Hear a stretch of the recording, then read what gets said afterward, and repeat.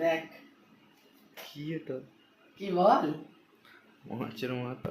দেখ কত বড় মাছের মাথা। কি করবো বলতো? কি করে? এই যে মাছের মাথাটা আগে ভাজবো, আর এই দেখ চাল ভিজিয়ে রেখেছি, আর এই আলুটা কাটবো, আমটা চাটনি করবো।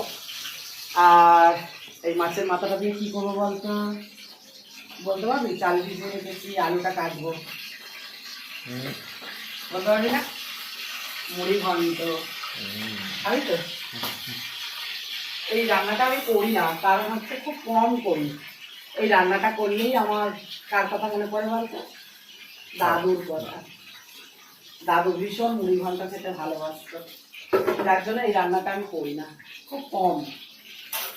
মাথাগুলো রয়েছে, আমি বললাম যে এত বড় বড় মাথা দিয়ে মুড়ি ঘন্টই ভালো লাগবে, তো আজকে একটু করি। চলো।